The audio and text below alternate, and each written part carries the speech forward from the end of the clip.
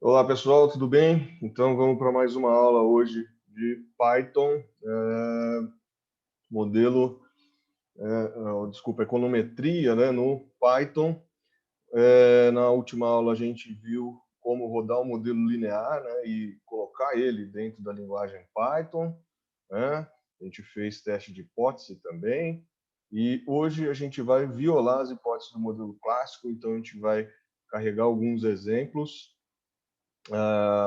com base de dado real, né?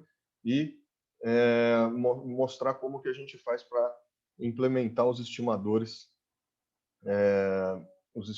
para cada um dos casos. Então a gente vai ver o caso em que a gente tem heterossedacidade, e aí a gente vai fazer o estimador factível, e depois a gente vai violar a hipótese de exogeneidade estrita e rodar modelos que, então, permitem a obtenção de estimativas não enviesadas dos parâmetros usando variáveis instrumentais. Tá? A gente vai carregar o arquivo card.xls, então vai estar disponível aí para vocês, né?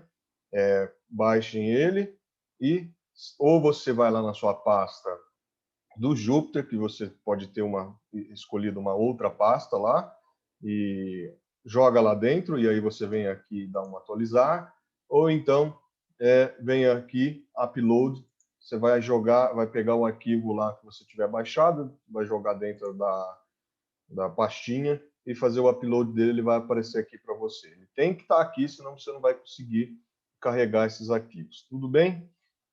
Deixa eu só aproveitar e apagar isso aqui, porque isso aqui foi um exemplo que eu acabei de fazer.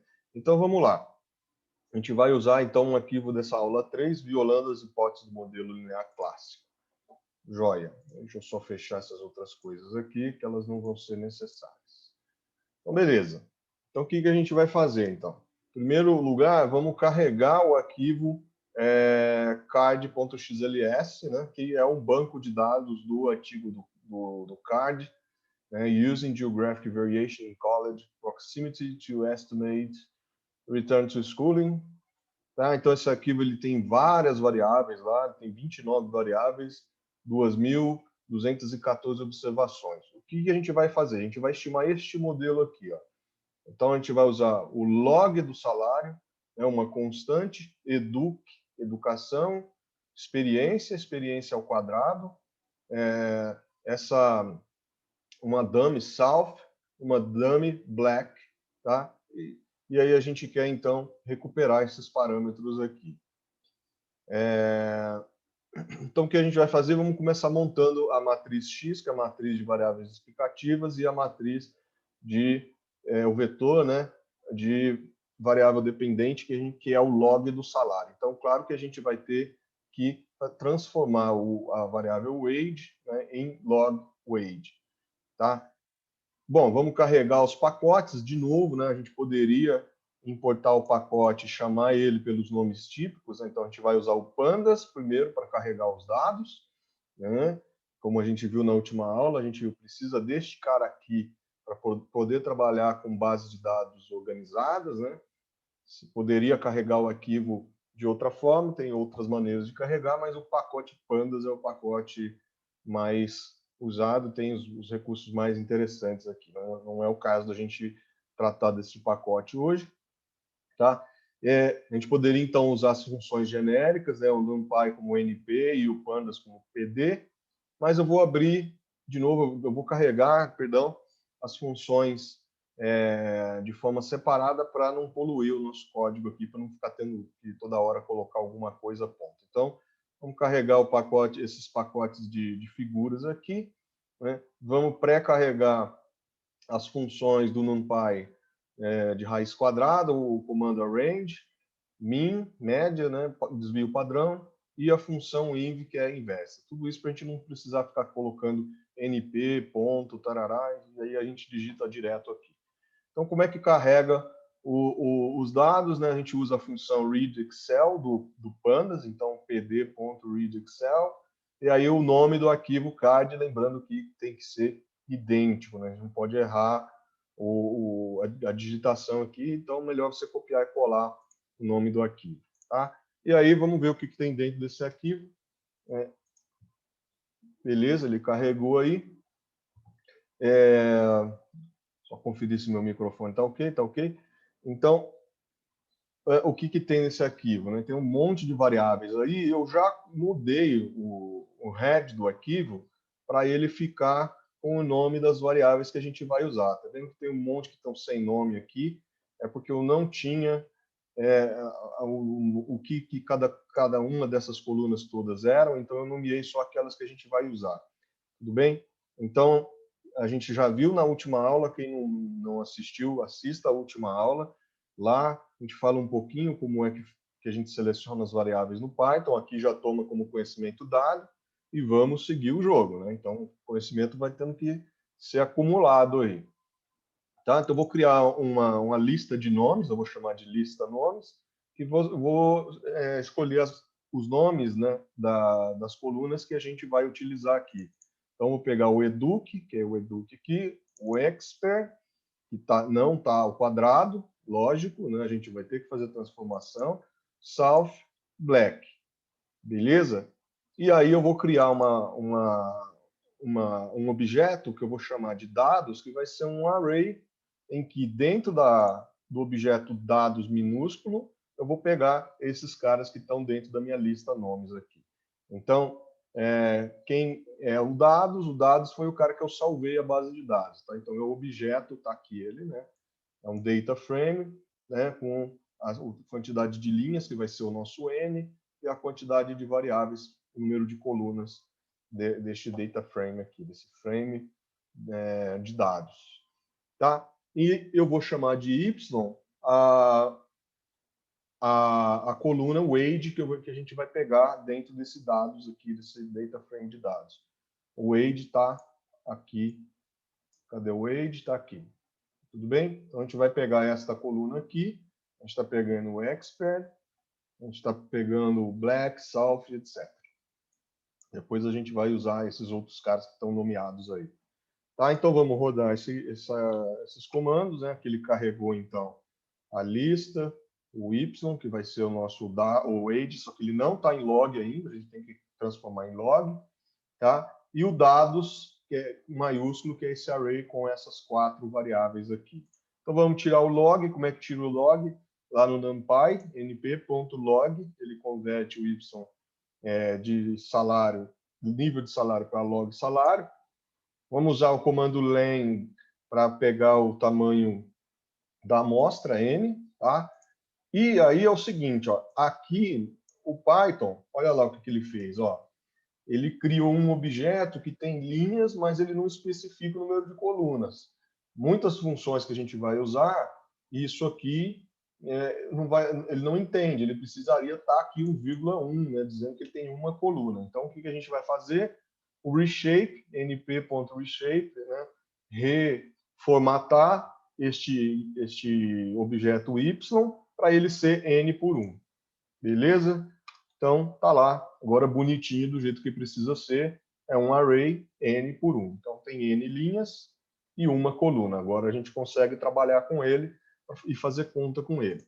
Quem está faltando aqui nos nossos dados, né, para a gente montar a matriz X? Então, a gente tem agora uma matriz dados, que tem educ, expert, south, black. A gente precisa do expert ao quadrado, né? Então, tá lá, que a gente precisa de uma coluna de constantes e do expert ao quadrado. Então, vamos começar a montar a matriz X. Eu vou aqui salvar só para a gente ver a matriz expert ao quadrado, né? Só para ver como é que ele ficou. Então, vamos só olhar se ele tirou mesmo o quadrado, né? O que era o expert? 9, 16, 10, e era uma coluna. Quando a gente selecionou ele desse jeito aqui, ele criou um vetor, cadê? Um vetor lá, tá vendo? Ó? Sem ter coluna de novo, só que está com quadrado. Então, 9 ao quadrado aqui, 81, 16 ao quadrado, 10 ao quadrado. Está tudo certo, exceto o fato de que ele não especificou a coluna. E aí a gente vai ter que lidar com isso. Como é que a gente lida com isso? Uma forma fácil é a gente usar este artifício aqui no Python, né? Então você põe 3 pontinhos, vírgula, e usa o comando none, ou faz isso aqui, o reshape, e aí você retransforma ele, entre aspas, né? Reformata ele para ser n por 1, ou usa esse trick aqui, esse truque, coloca entre chaves, 3 pontinhos none, e lá ele gera o arquivo. Aqui eu não salvei, né? Porque eu tô fazendo aqui de novo desse jeito. Então, se eu fizer de novo, eu não sei se vai dar algum erro, mas eu nunca fiz esse teste de aplicar o none 2 vezes para ver o que acontece. Mas então melhor deixar do jeito que estava, até para ficar consistente com o que você tem aí.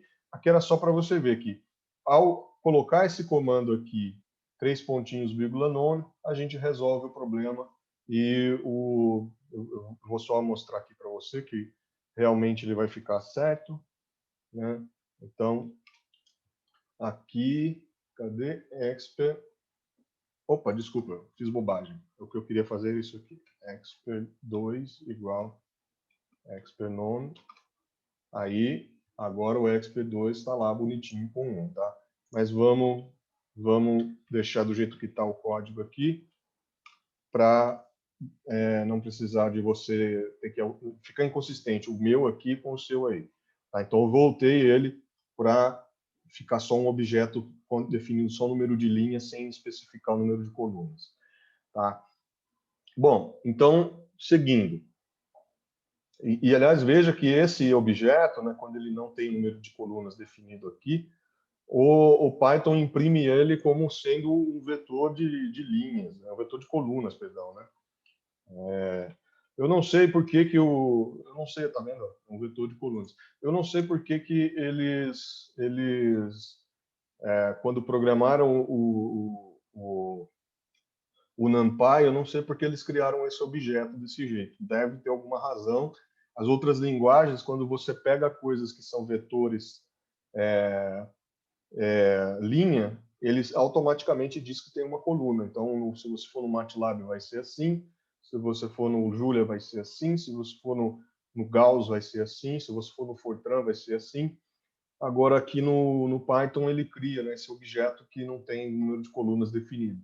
Então, a gente tem que transformar ele. Eu não sei por que razão que fizeram assim. Deve ter alguma utilidade isso em alguma classe de objetos aí do Python, tá? Mas, enfim, vamos seguir. Então, de novo, eu falei isso já na outra aula, a gente tem que saber lidar com a linguagem, né? Que tipo de mudança a gente tem que fazer para que ela funcione do jeito que a gente gostaria. Ok, então o que a gente vai fazer agora é criar a matriz X, tá? Então, eu vou pegar lá, dentro do objeto dados, né? Lembrando que o que está à direita dos 2 pontos, o Python ignora, é exclusive, né? Então, o que está à esquerda é inclusive, o que está à direita dos 2 pontos é inclusive. Então, pega todas as linhas, a gente usa 2 pontos para isso, sem nada. E aqui pega a coluna 0, que é a primeira coluna, até a 1 e não até a 2. Então, ele vai pegar coluna 0, 1, 0 e 1. Quem são 0 e 1, então? Vamos lá ver.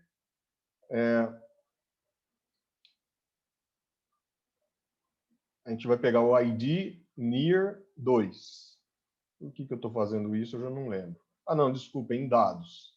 Dentro de dados a gente vai pegar, desculpa, dentro de dados. Então, ele vai pegar, falha minha. Então, ele vai pegar o educ, aqui 0, e o expert, que é o 1. O 2 ele não vai pegar, né? É exclusivo. Tá? Isso, de novo, é sintaxe da linguagem. Por alguma razão programaram assim, a gente tem que saber como funcionar. É essa peculiaridade da linguagem. E aí, então, eu vou salvar essas duas colunas, né? O educ e o expert, dentro de um objeto que eu vou chamar de x underline temp1. E aí, o que eu vou fazer? Eu vou no segundo passo, eu vou concatenar esse xp1, né, com um vetor coluna de uns, que é o vetor de constantes. Então, eu vou salvar aqui dentro, eu vou criar uma matriz que tem uns na primeira coluna, educ e expert nessa coluna 2 e na coluna 3. E aí, depois, na terceira linha aqui, eu já coloco o expert 2, que é a experiência ao quadrado, fazendo a transformação para ele ser n por 1. Tá? E depois, na quarta linha, a gente concatena essa matriz resultante aqui. Veja que a ordem importa, né? Então, preciso fazer o primeiro passo, o segundo passo concatenando com 1, o terceiro passo concatenando com expr2, e o quarto passo que a gente vai pegar da coluna 2 do dados até o final. Então, a gente primeiro pegou esses dois caras aqui e concatenou eles um vetor coluna de 1s, então ficou 1 educ expr. Está faltando o expr ao quadrado, a gente concatena aqui o expr ao quadrado, e aí ficou, então, 1, vetor de 1, educ, expr ao quadrado, então está faltando south e black. Vamos pegar, então, esses dois caras, quem são eles? A coluna 0, 1, 2, 3. Então, coluna 2 e 3 do objeto dados. É o que está sendo feito aqui, de 2 até o final, concatena no eixo 1. Né? O eixo 1 é quando a gente quer concatenar adicionando colunas, o eixo 0 é quando a gente quer concatenar juntando as linhas. Né? Então você joga, todo mundo tem as mesmas colunas e aí você coloca mais gente embaixo dela. Aqui não, aqui a gente quer pegar todos os indivíduos N, observações, e adicionar novas colunas nele. Então, a gente está acrescentando, concatenando colunas aqui. Tá? Vamos atualizar a nossa lista de nomes para ter as variáveis que a gente vai usar. Então, vou chamar aqui constante, educ, expr ao quadrado, south black, vou salvar isso como lista, né? Vou trocar o lista nomes anterior que eu tinha por essa nova lista, e vou chamar de k o número de variáveis, que é usando o comando len de x, e quando a gente pega o 0 aqui, ele dá o número de coluna. Então, len x, colchetes entre 0 entre colchetes, a gente pega o número de colunas que tem na matriz x, isso vai nos dar o número de variáveis explicativas. Então, a gente vai estimar o vetor beta, que é dado pelo beta 0 até o beta 5. Né? Vamos só confirmar aqui. Isso, beta 0 até o beta 5, porque a gente tem, então, 6 variáveis explicativas. Vamos rodar isso aqui, que eu ainda não rodei. Perdão, rodar isso aqui, que eu ainda não rodei. Aí, como é que ficou o x? Então, está lá o vetor de 1s. Aqui, educ, expr ao quadrado, né? Está vendo que está certo, que é o quadrado. E as outras duas dane. Vamos atualizar esses caras e vamos rodar o OLS. O OLS aqui eu não vou entrar em detalhes, a gente viu na última aula. Opa, tem alguma coisa aqui que não está certa. Vamos ver o que deu de erro.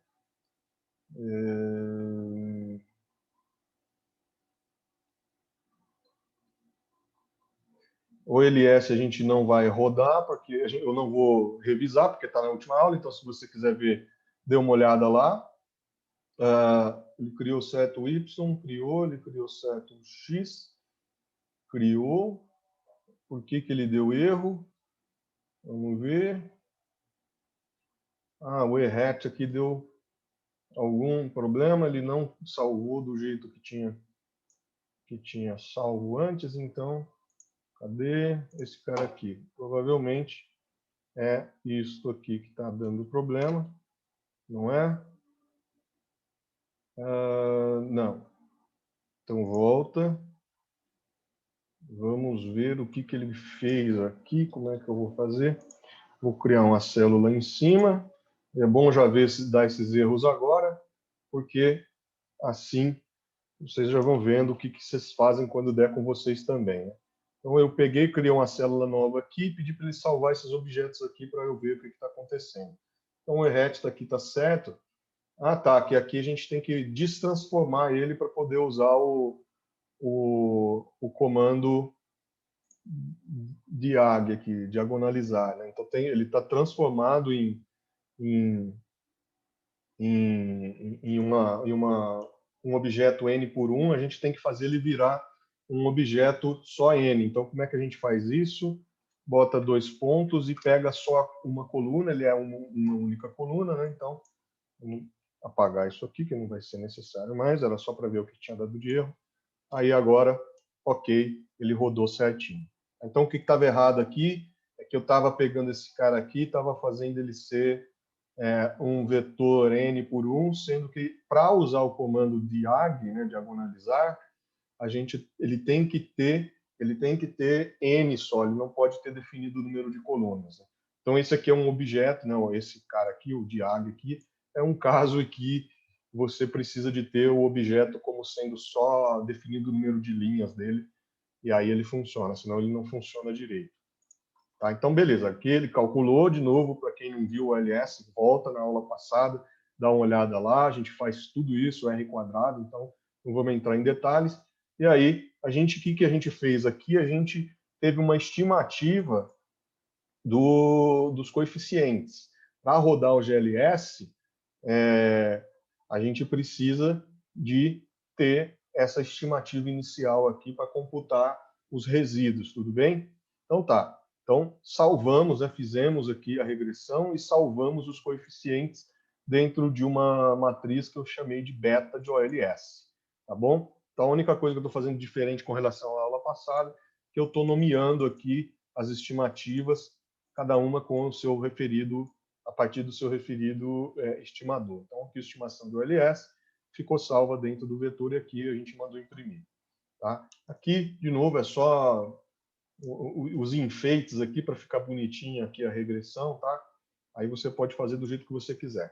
Ok, agora a gente vai rodar aqui o LS só para ver se está tudo certo, se a gente não cometeu nenhum erro, tá? Então vamos carregar lá o pacote statsmodel.api, salvar ele como SM, e aí a gente roda o LS usando o comando sm.ls e depois imprime o resultado aqui.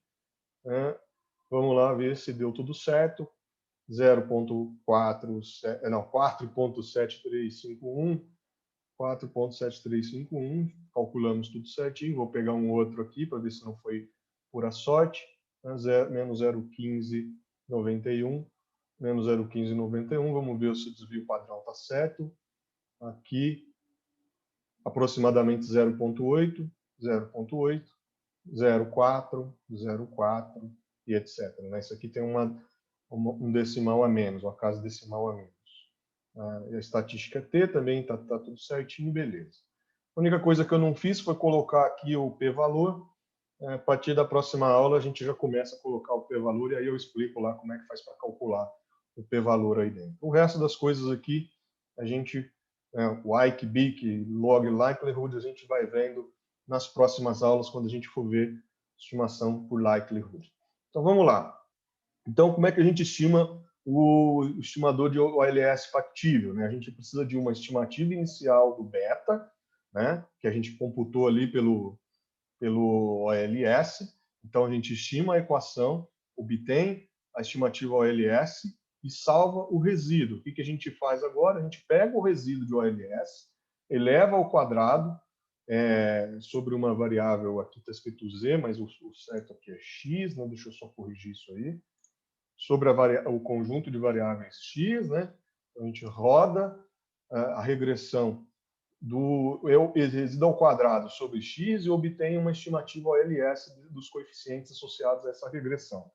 Aí a gente vai pegar os dados, então qual a regressão que a gente vai rodar? É essa daqui, coeficientes alfa para cada uma das variáveis x, né?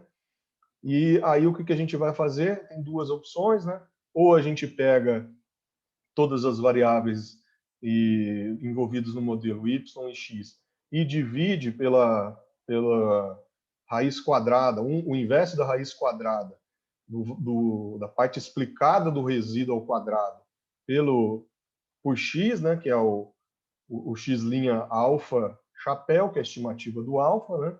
E aí a gente faz essa nova regressão e estima esse beta aqui, ou a gente usa a matriz de ponderação, né, em que a gente coloca na diagonal os valores preditos para cada um dos indivíduos da amostra. Então, a gente constrói uma matriz que eu estou chamando aqui de V, em que na diagonal dela a gente tem o valor predito dessa regressão que está no passo 2, e aí a gente obtém esta regressão aqui, ponderando x e y, né, as covariâncias aqui, e a variância do dado aqui, pela matriz. Opa, aqui está sobrando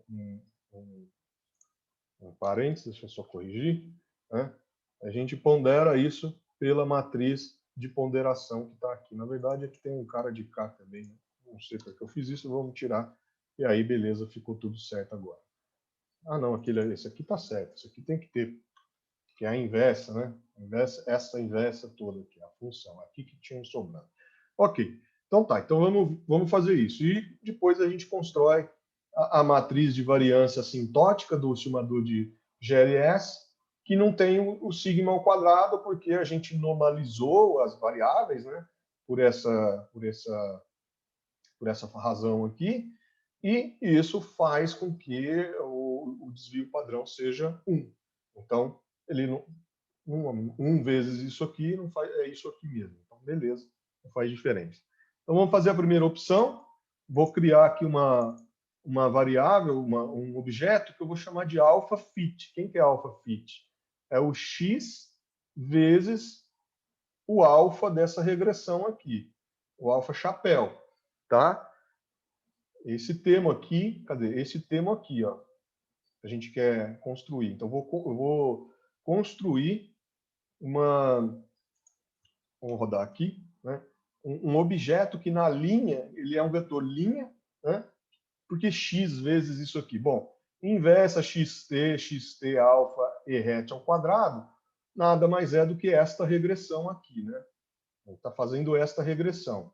E aí, quando a gente multiplica o coeficiente que deu, na verdade, a gente está computando este coeficiente, né? A gente computa esse coeficiente. E aí, quando eu computo este coeficiente e pré-multiplico pelo x, matriz x inteira, que é o x individual, né? Mas a gente está fazendo para a matriz inteira, a gente vai ter exatamente o valor predito dessa regressão. E eu estou chamando esse valor predito de alpha fit. Por que ele é n por 1? Porque ele é da mesma dimensão do vetor y. Tá? Tudo bem? Então, o que a gente vai fazer? A gente vai criar agora a matriz V. Eu vou primeiro fazer este caso aqui, depois a gente faz este outro caso aqui, que é o WLS típico. Então, vamos fazer aqui primeiro o GLS. Beleza? Então, eu vou fazer o quê? Ó? Quem é esse cara aqui, o alpha fit? Na verdade, a matriz V, quem que é ele? Na verdade, é simplesmente a matriz que eu chamei, o objeto que eu chamei de alpha fit diagonalizado. Ele é o x alfa chapéu. Tá? Lembrando que isso aqui é o alfa chapéu, né? É o estimador do alfa.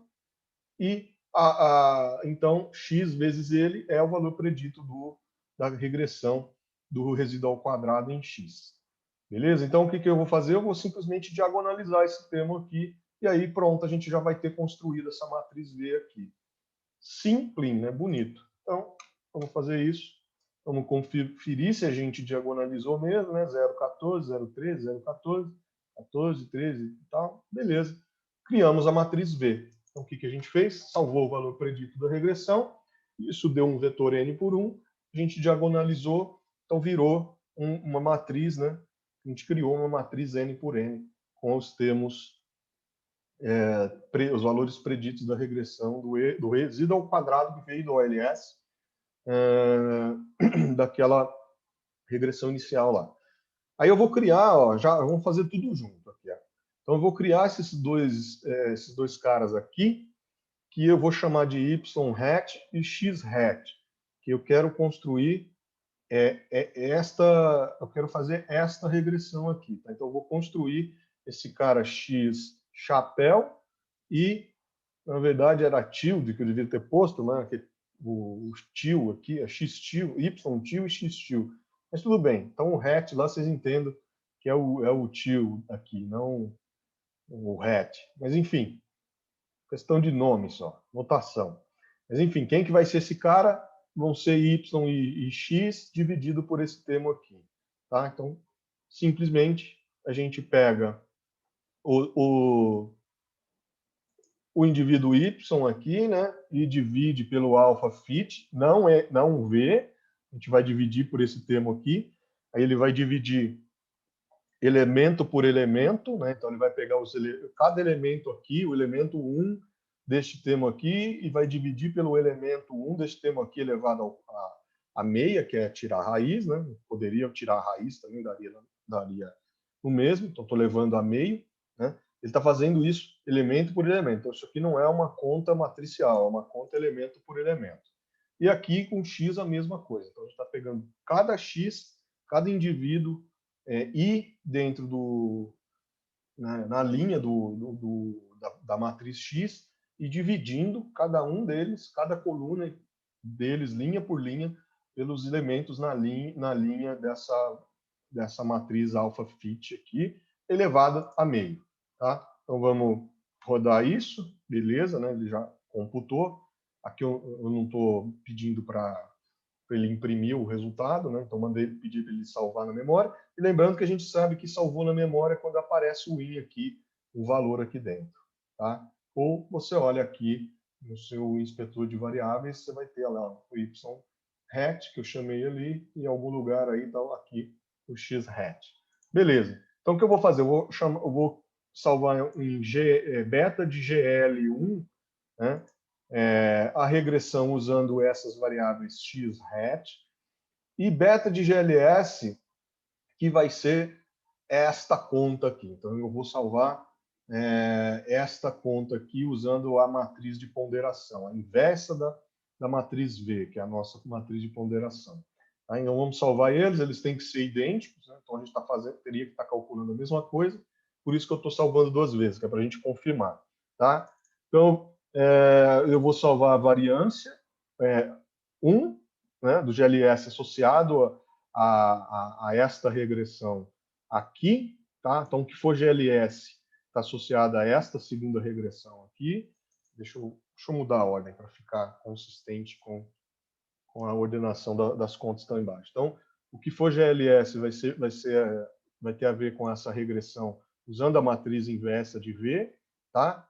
A mesma conta que está aqui, ó, que está lá, está aqui, ó, tá vendo? A inversa da xt vezes a inversa de V vezes x, vezes a transposta, perdão, eu falei a inversa de x, não, a transposta de x vezes a inversa de V vezes y, é exatamente isso aqui, x transposto V inverso x, tudo isso inverso, vezes x transposto V inverso y. Então, quase que literal, o que a gente vê na teoria, a gente escreve no computador, uma questão só de sintaxe, né? Aí a gente salva o resíduo, tá? A gente salva a gente não vai mais usar aquele resíduo lá do ALS, então eu não mudei a palavra, quer dizer, eu estou falando para ele substituir aquele resíduo anterior por este, né, na memória.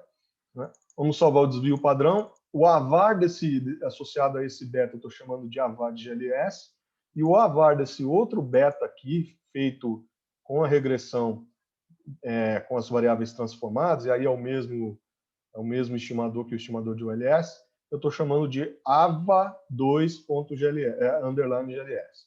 Tá? Aí vamos rodar esses caras aí, e opa, deu outro erro, é a mesma coisa de antes.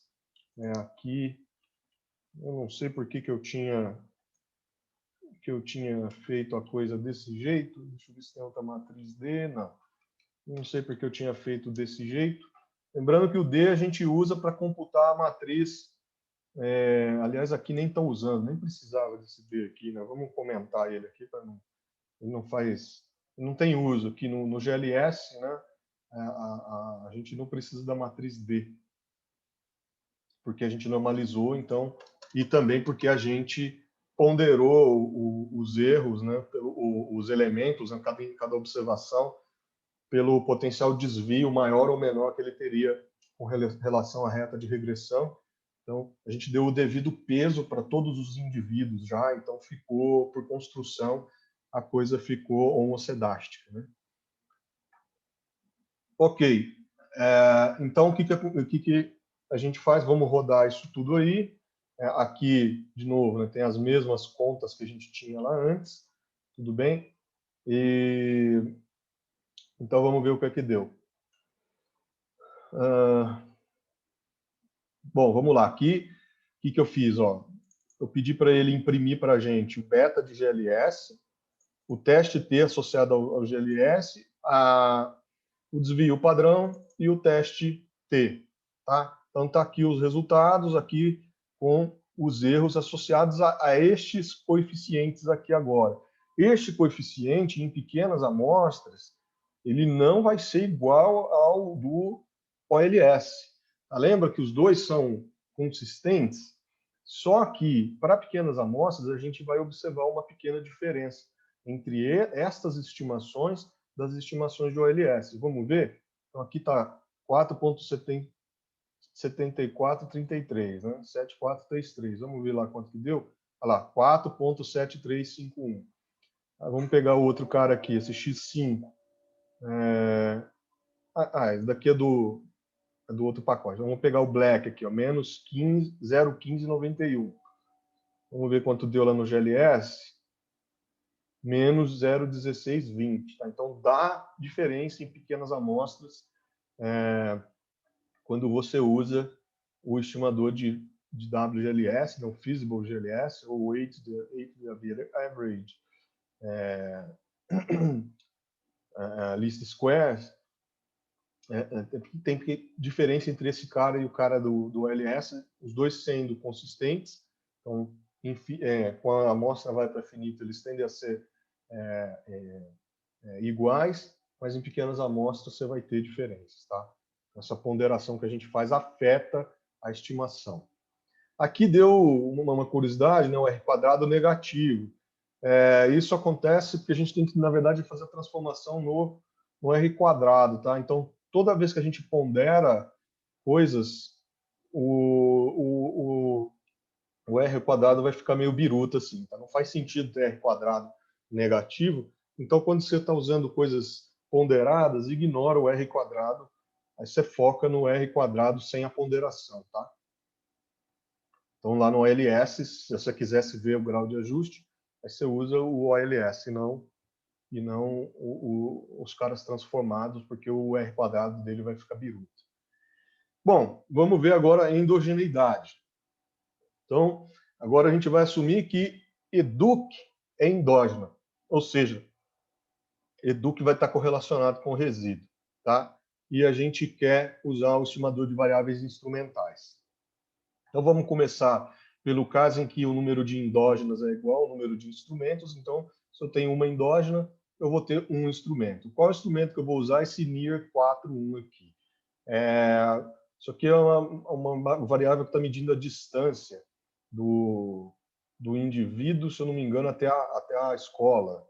E agora eu esqueci o que é essa variável. Depois eu coloco aí nos comentários o que é ela. Eu tinha, em algum lugar, eu salvei onde está? Eu acho que não é nesse arquivo.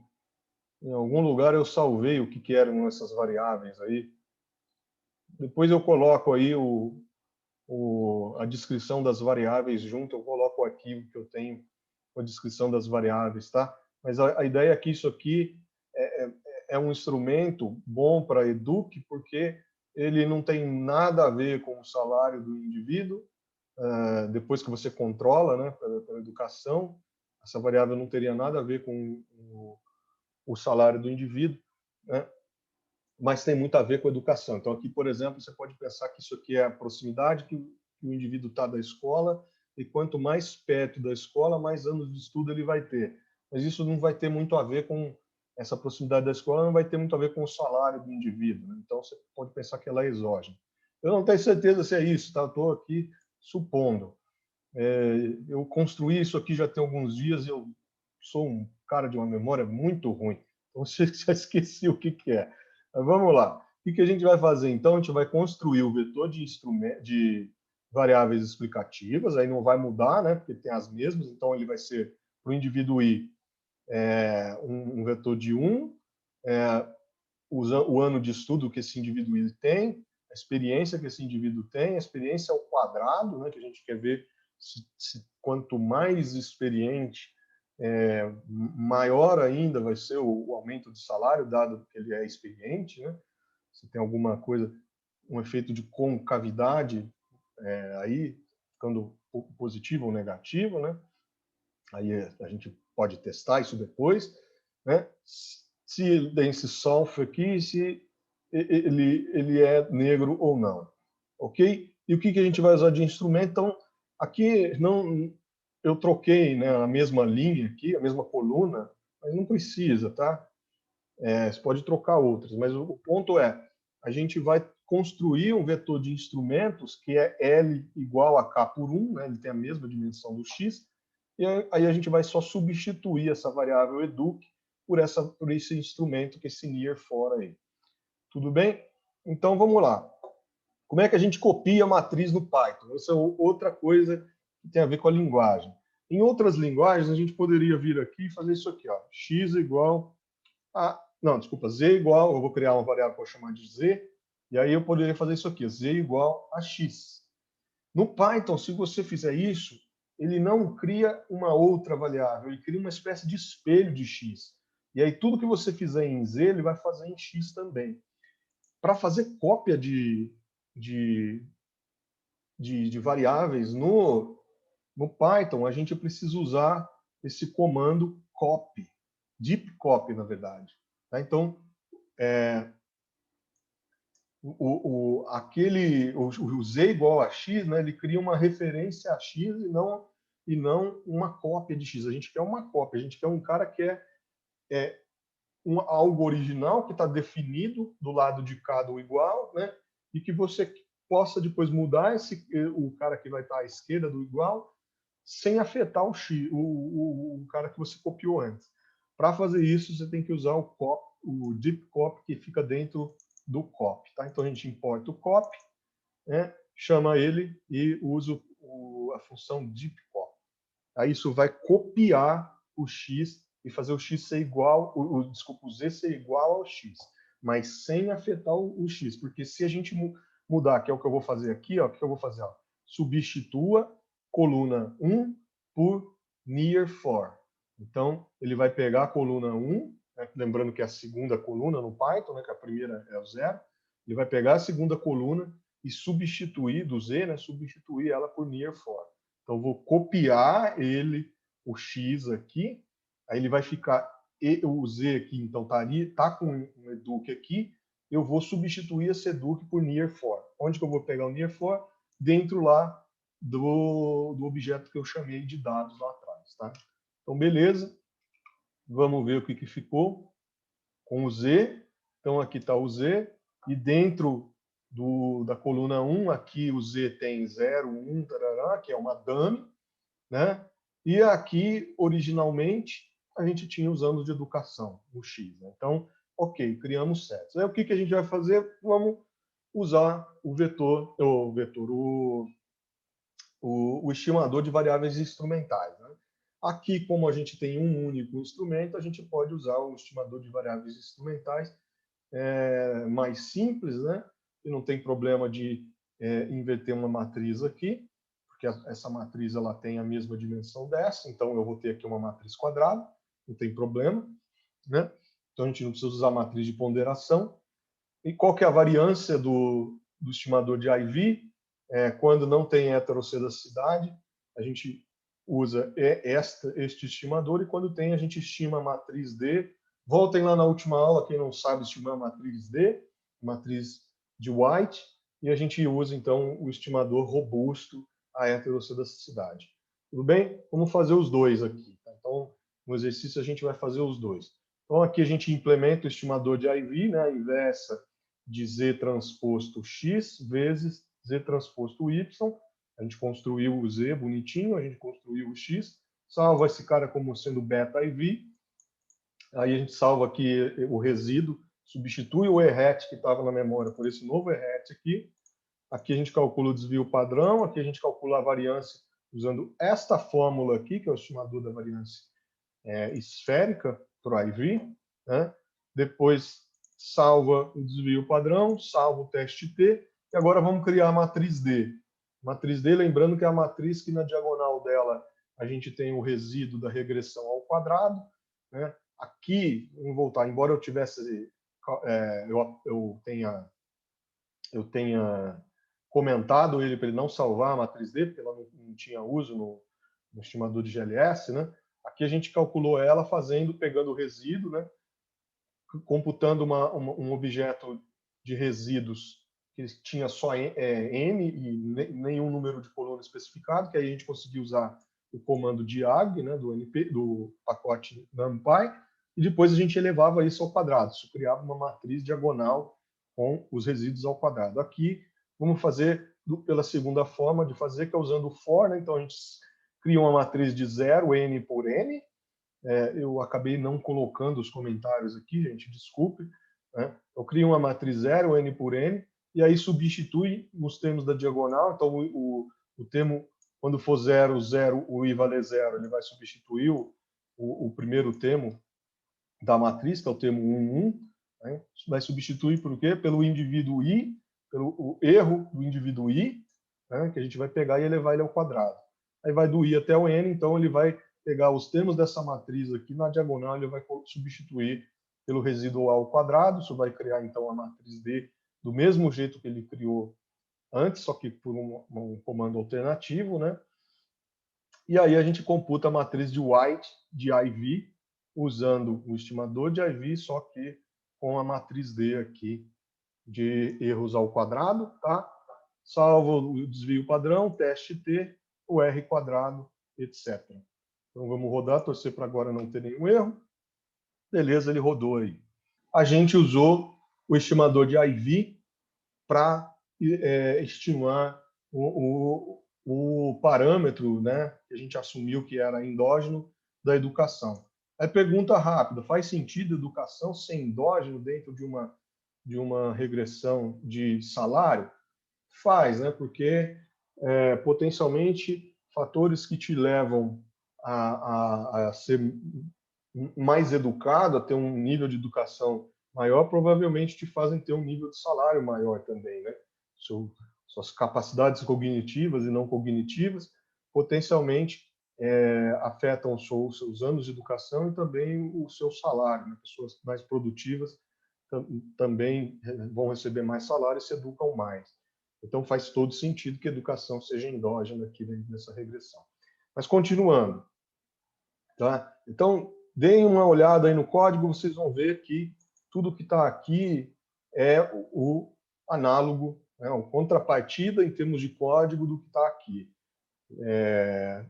Quem não tiver entendido o código, voltem lá nas aulas anteriores e deem uma olhada lá. Então vamos ver se a gente fez a conta certa aqui, tá? Só para comparar, quanto deu a estimação do Educ aqui com variável instrumental? 0,22. Quanto tinha dado quando a gente não assumiu que ele era endógeno? 0,08. Ou seja, a gente fez o efeito da educação sobre o salário aumentar bastante quando a gente utilizou variável instrumental. O que está insinuando aqui? Que usar o estimador de OLS subestima muito o efeito que a gente está interessado. Tá? Na verdade, esse daí não era nem o de OLS, né? Eu peguei o de IV, o de OLS é esse, mas é aproximadamente 0,8 também. Experiência também. 0,8. Experiência aumentou um pouquinho também aqui. Interessante. Tá? Então, joia. Vamos continuar. Então, vamos lá rodar no Python, né? Rodar o pacote, chamar o pacote de variáveis instrumentais, que é o IV2SLS, né? Que ele faz a estimativa por variáveis instrumentais para a gente. Então, a gente carrega ele dentro do stats models, né? Dentro do subpacote sandbox, regression GMM, tá? Aí lá dentro a gente importa o pacote de estimador, do estimador de IV, né? E aí como é que a gente chama ele? Simplesmente o comando é IV2SLS. O primeiro argumento dessa função é a variável endógena, né? A variável endógena, não, perdão, variável explicada. O segundo são as variáveis explicativas e o terceiro o vetor ou a matriz, né, de instrumentos. Aí a gente pega o valor predito dele lá, essa função fit vai pegar, vai carregar de dentro do que a gente salvou os resultados e aí a gente imprime isso. Vamos ver se a gente calculou direito, né? Só ver aqui, ó, ele não tem o nome das variáveis, porque no na matriz X a gente não tem o head das colunas, né?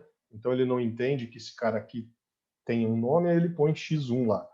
Beleza? Então quem era o X1? X1 era a Educ.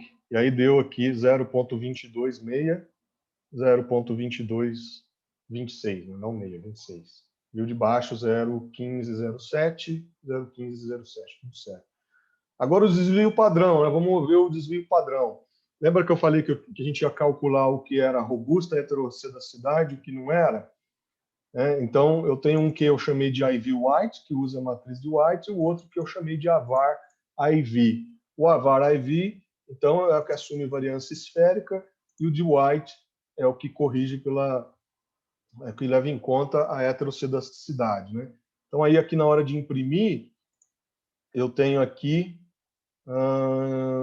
no robusto, ó, tá vendo? Eu fiz duas colunas. Né? Uma coluna com SE, que eu estou usando o IV, desculpa, esse DP aqui, que é o desvio padrão, que eu salvei aqui. E aí depois aqui, na verdade, tudo bem, eu chamei de desvio padrão o não robusto a heterocedacidade e o robusto eu chamei de SE-R-IV. Eu não sei porque o R é de robusto, tá, beleza. Então, aqui eu estou então chamando de SE, o que não é robusto, e o DP, nossa, estou confundindo tudo. Então, DP, o que não é robusto, e o SER-IV, o que é robusto, tá? E o seu associado teste T, eu estou chamando aqui de TR-IV, e o que não é robusto, T-stat-IV. Tudo bem? Então, a primeira coluna de desvio padrão não é robusta, a primeira coluna de teste T não é robusta, e a segunda dos dois são robustos. Então, veja que o desvio padrão robusto, ele é menor do que o desvio padrão aqui. Então, a gente tem ganho de eficiência ao acomodar a heterocedasticidade. Tá? Mas, embora a gente não mudasse a nossa inferência se a gente não tivesse usado os desvios robustos, mas, enfim, o ponto todo era a gente ter a estimação aqui sendo corrigida pela heterocedasticidade. Tá? Então, aqui, vamos ver, só a variável black não tem significância estatística. Né? Lembrando que a gente vê significância estatística 5%, pegando como regra de bolo, a estatística T em módulo maior do que 1.96. Então, é o caso aqui para todos, exceto para black. Tá? Aí, como eu disse, na próxima aula, eu coloco aqui o p-valor e explico para vocês como é que a gente calcula p-valor. Então, joia. Beleza. Vamos ver só se os nossos desvios padrão ficaram certos. Aqui eu não chamei o desvio robusto, né? Veja, dá uma olhada na última aula como é que no Python você chama o desvio padrão robusto. Tem um comando que você coloca aqui, tá? E aí ele imprime o desvio padrão robusto. Então vamos ver se a gente só calculou o desvio padrão aqui certo. 1.02 e o de baixo 0.591. 1.02 aproximadamente 5, 0.59 aqui, então está tudo certo. Tá joia? Aqui o Python coloca o intervalo desculpa, o desvio padrão para mais e para menos, né? o erro padrão, perdão, não o desvio padrão. Desculpa. Enfim, aí isso aqui a gente pode pôr também depois. Bom, então vamos lá. Vamos lá. Então, agora o que a gente vai fazer? A gente vai pegar mais instrumentos, né, para aumentar o número de instrumentos. Então, a gente vai ter mais instrumentos do que variável endógena. A gente tem experiência... Opa, está errado. Não é experiência. Deixa eu corrigir aqui. Na verdade...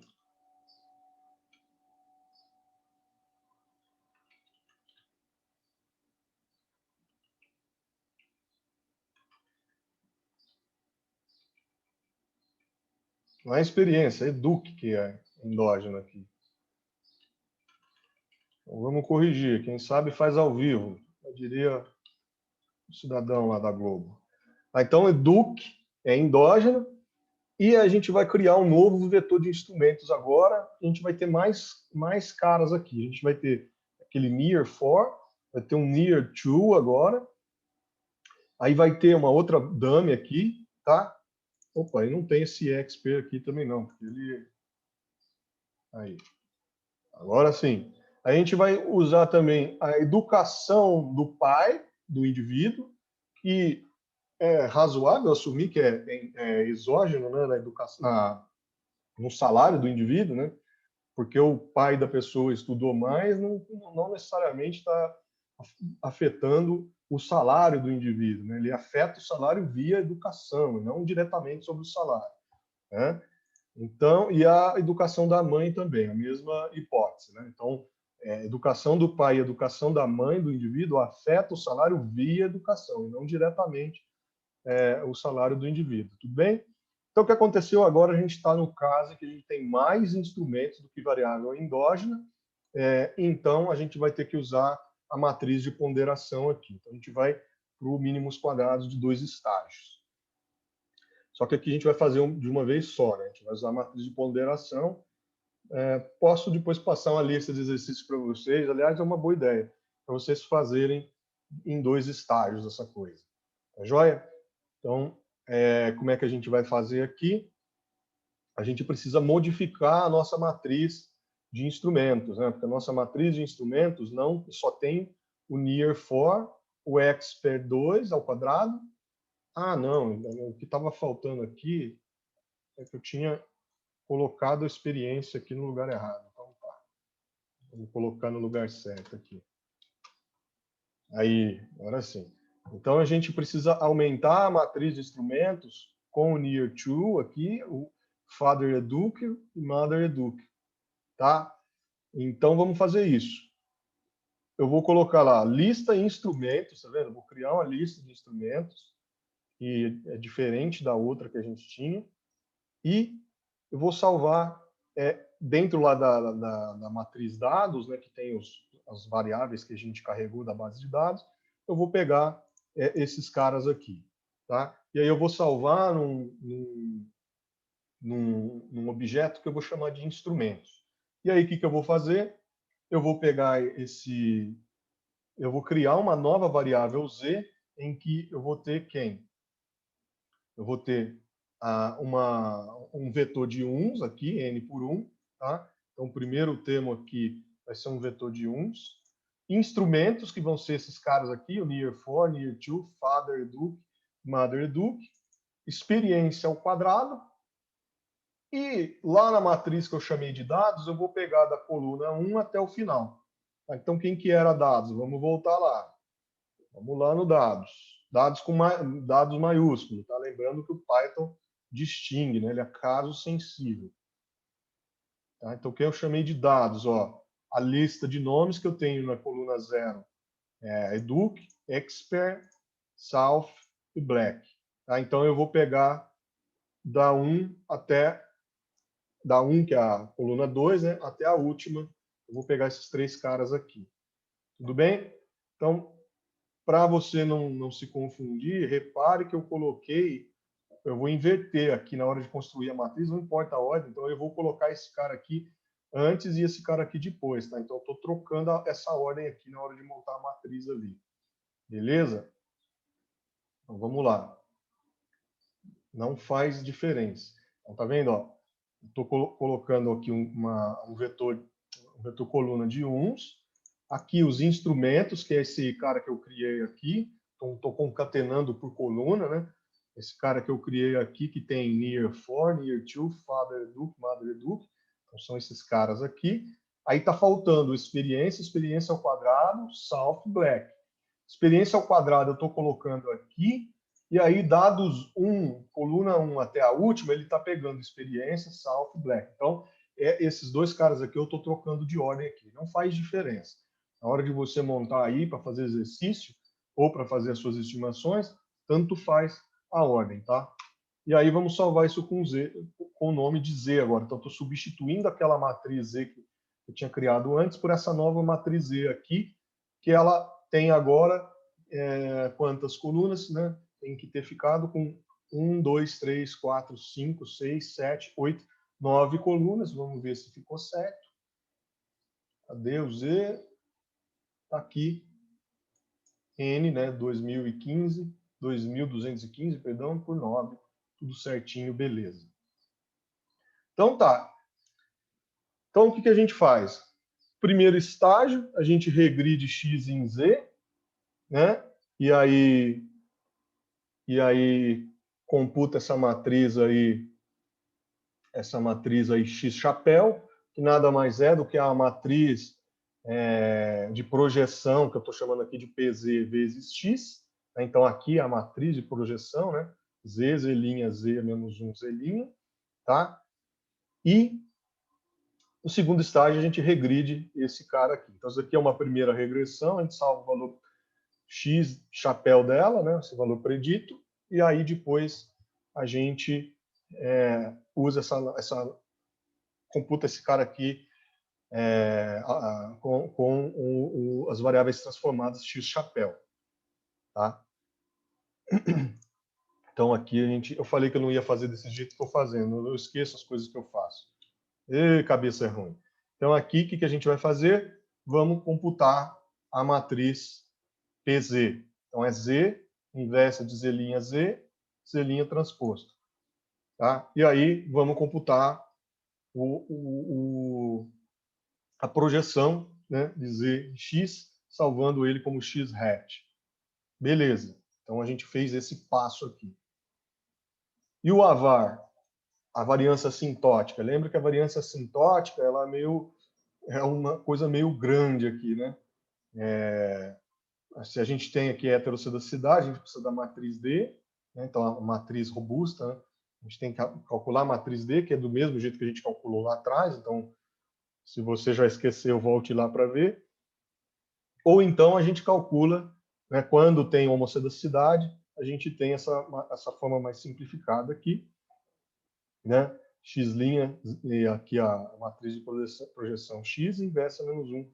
Só que aqui a gente tem que calcular o S ao quadrado, né? Porque mesmo que a gente está fazendo a ponderação aqui, né, a gente não está ponderando pela correção, né? Aqui a gente está ponderando pela covariância, inverso da covariância da matriz de instrumentos aqui. Tá joia? Então a gente calcula a variância assintótica do beta do two-stage least squares usando ou esta versão aqui ou esta aqui com os x's transformados.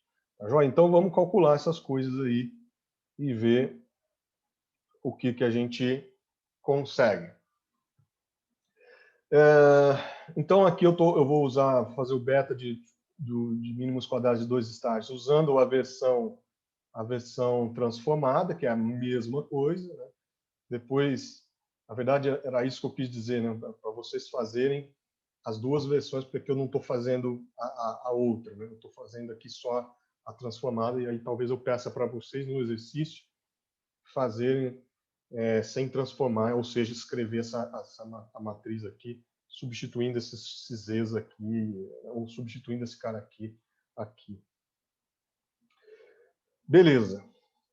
Então, aqui a gente então está computando, né, o beta, e aí ele fica, dado que você está usando o x transformado, o x hat, que a gente transformou ali atrás, aí ele tem a mesma cara do beta de OLS, então é o beta de OLS aqui, 2 estágios, né? A gente salva aqui o resíduo para poder calcular o desvio padrão e calcular o avar usando esta formulação aqui, tá? E desvio padrão, desculpa, o sigma ao quadrado, aqui sim o desvio padrão, teste T, que nada mais é do que a estatística beta dividido pelo desvio padrão, a matriz D, está criando a matriz de zero, substituindo aqui pelo desvio, pelo residual ao quadrado, né? E aqui a matriz de White, que aí a gente precisa de colocar a matriz D lá dentro, tá? Então aqui ele tem a forma usando o X transformado, é a mesma, fica com a mesma cara do OLS quando você tem heterocidacidade, Se você for fazer sem usar o x transformado, ele vai ficar com essa cara gigantesca aqui, né? Então a gente teria que fazer essa conta aqui. Lembrando que esse n aqui, na verdade, ele corta, né, com o do d, então ele cancela, não tem o n aqui. Deixa eu tirar aqui. E tem um n aqui também. Ele cancela aí quando a gente faz a conta, né? A gente está usando um monte de somatórios aí ele vai cancelar com os n's aí, não fica no final, não fica n nenhum. Então tá errado, estava errado ali. Bom, beleza.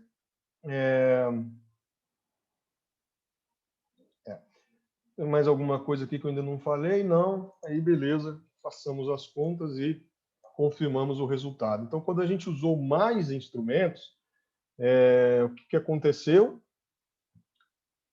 Lembra que a gente tinha calculado o Educ lá com um instrumento só e ele tinha ficado grande? Agora diminuiu. Então a gente colocou mais instrumentos e diminuiu o efeito aqui, né, do Educ. Interessante. Tá? Aí, bom, não vamos entrar em discussão aqui de se a gente, não é o propósito da aula, né, se a gente tem que usar mais ou menos instrumentos. Isso é uma outra aula. A aula de hoje, a ideia era a gente discutir como implementar esse monte de coisa aqui no Python. Então, é isso que a gente está fazendo. Tá? Então, a leitura do resultado, a interpretação, etc., não é o nosso foco aqui. Acabei de ver que o meu grau de liberdade saiu aqui do lugar certo. Dá para corrigir isso. Opa, passou.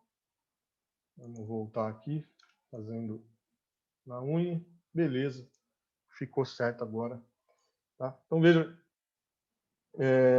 se tem alguma coisa mais interessante aqui para a gente ver. Não, tá bom. Então, beleza. Tudo que está feito aqui replica exatamente a contrapartida do que está aqui sendo mostrado. Então, se a gente entende a fórmula, a gente entende o código. Então, vamos fazer agora o teste de endogeneidade do Hausmann-Wu. Como é que a gente faz esse teste? A gente pega a variável, a gente pega o resíduo, né, da regressão lá,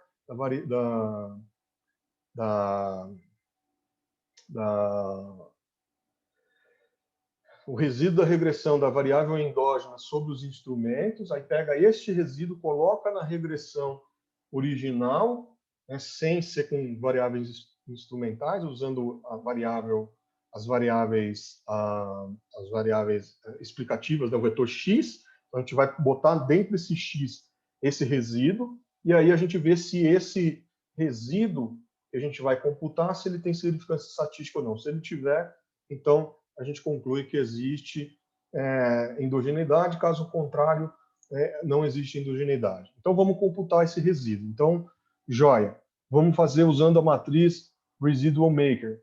Lembra como é que é a Residual Maker? Ela é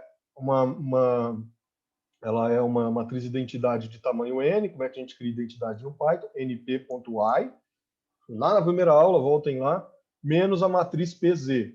Tá? Então, só para ver se eu computei a matriz PZ aqui, no meu tamanho que ela está. Bom, vamos voltar nela aqui. Eu acho que eu computei a matriz PZ com...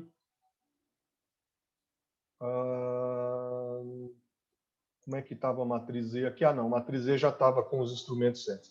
Eu estava pensando que esse PZ aqui podia estar antes de ter o número de instrumentos que a gente está usando agora. Né? Ok.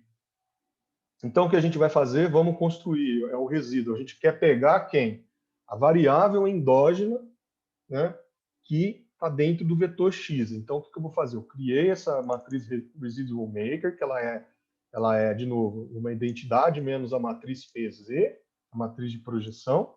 Né? A gente cria a matriz Residual Maker, por quê? Porque aí, se a gente quiser o resíduo de alguma regressão, a gente simplesmente multiplica, né? Pré-multiplica essa matriz Residual Maker pela variável que a gente queria regredir. Né? A gente está regredindo, e aí a gente vai computar, então, o resíduo dessa regressão usando duas linhas. Na verdade, a gente usaria duas linhas, né? Mas, enfim, aqui é mais para treino, tá bom? E quem que é o cara que a gente quer regredir sobre essa matriz de resíduos? Né? É dentro da matriz X, a coluna 1, que é Educ. Tudo bem? Então aqui eu já estou salvando esse resíduo, chamando ele de eta. Esse é o resíduo dessa regressão, né? Regressão de x sobre os instrumentos, x não, de educ sobre os instrumentos, né? Sobre a matriz de instrumentos. E aí eu estou salvando isso como eta.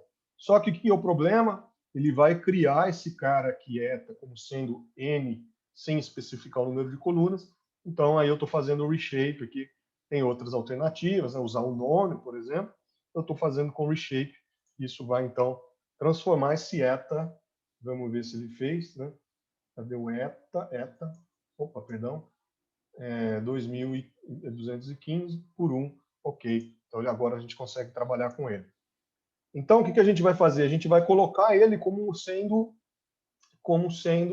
uma variável explicativa agora. Eu vou chamar isso de H, esse novo vetor com variáveis explicativas, de XH, que é o teste de Hausmann. Né? Pô, HW, aí, do jeito que você quiser. Tá? Então, XH, quem que é ele? Ele concatena o vetor x com eta na dimensão, né, o axis 1. Tá? E aí eu vou vou atualizar minha lista de nomes agora para ter o eta lá. Como essa lista de nomes era uma lista de strings, né, de letras, a gente concatena strings usando mais. Então bota mais eta aqui entre fugiu o nome disso aqui, entre aspas, né, entre duas aspas, e dentro de um colchetes, aí ele cria a lista nomes atualizada. Tá? Então, lista nomes agora, ele tem as variáveis que a gente tinha lá antes. Cadê? Ih, tá lá em cima. Tá lá em cima. Vamos lá, né? Já começou a fazer, acaba. Vamos lá. Aqui. Então, tá a lista nomes, tinha constante, educ, experiência ao quadrado, south, black, e agora vai ter, né? Eu concatenei esse cara aí com eta no final. Beleza? Então, vamos rodar o teste. Tá mais para baixo. Teste. Tá? Então, vamos rodar ele. Como é que a gente roda?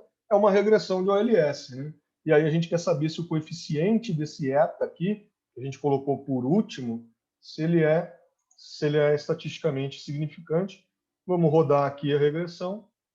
E aí a gente vem aqui e vê que o teste T não robusto para esse cara em módulo é maior do que 2 e o robusto em módulo ainda é maior do que 2. Portanto, a gente conclui pelo teste de Hausmann-Vu que educ, de fato, é endógena dentro dessa regressão. Tá? Então, a gente tem que usar variáveis instrumentais. Bom, aqui tem um outro teste, que é o teste de Hausmann, ou o teste J, perdão, né? Que a gente quer saber se as condições... Eu estou indo lá para o GMM já. Né? O GMM eu vou dar na próxima aula, então eu não vou fazer esse teste aqui. Então, na próxima aula que a gente for fazer os exercícios de GMM, aí eu volto nesse teste aqui, mas daria para fazer, né? Porque este cara aqui, quer dizer, na verdade, o mínimos quadrados de 2 estágios e também o de 3 estágios, eles são casos particulares do GMM. Na verdade, todos aqui que a gente fez são casos particulares do GMM, né? O GMM generaliza tudo, essas coisas, mas em particular com mais instrumentos do que variáveis endógenas, a gente já pode fazer o teste J, mas aí deixa para a próxima aula, até porque eu não coloquei aqui a especificação do teste. Então, ignorem esse final aí. Então, foi isso, né? A aula de hoje. Então, a gente violou as hipóteses do modelo linear clássico e viu como implementar isso, conciliando a teoria com a contrapartida da teoria computacional, contrapartida computacional da teoria, como é que a gente coloca isso numa linguagem matricial, em particular no Python, que tem as suas especificações aí. Beleza, gente? Até a próxima, então. A gente se vê. Um abraço.